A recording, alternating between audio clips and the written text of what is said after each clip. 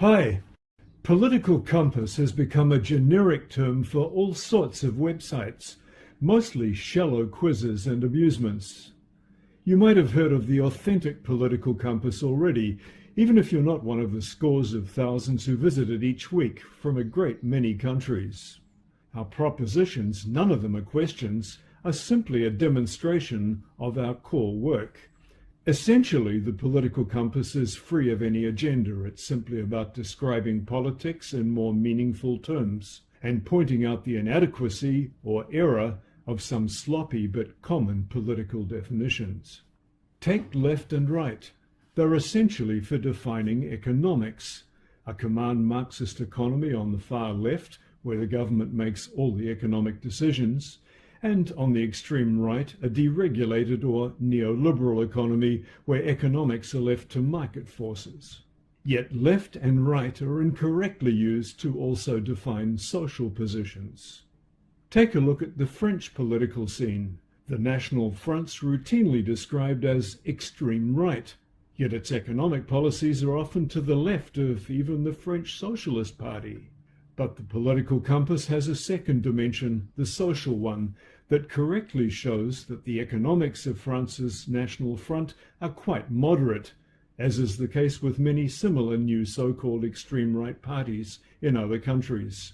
Their extremism is in their nationalist social attitudes and policies. Conversely, President Macron's economics are far more right-wing in the sense that he's a neoliberal champion of deregulation, but his social attitudes are far more liberal than Le Pen's.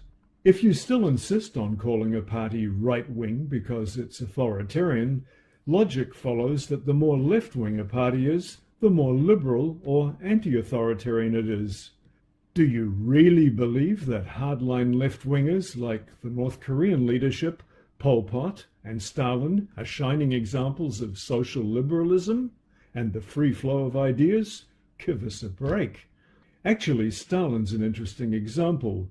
While his economics were different to Hitler's, when it comes to authoritarian rule, the social dimension, those two old tyrants had a great deal in common. Speaking of tyrants, take a different example. In 1973 in Chile, a socially liberal, democratically elected socialist president, Salvador Allende, was toppled in a coup by a fascist free marketeer, Augusto Pinochet. A lot of thinking became muddled when Europe's old communist Eastern Bloc countries fell, and they got both democracy and a free market at the same time. This led to the notion that the two are inextricably linked. They're not, as we've just seen in the Chilean example.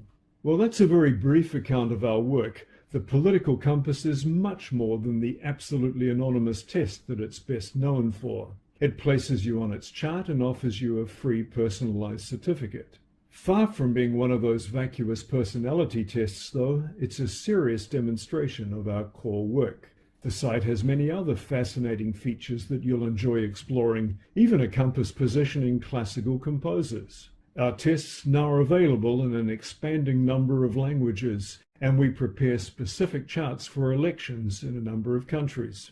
The political compass is a universal tool. It shows you the whole political landscape, not just the one within the confines of your own country's politics. You'll find our work in a growing number of political science textbooks from publishers like Oxford University Press and McGraw-Hill.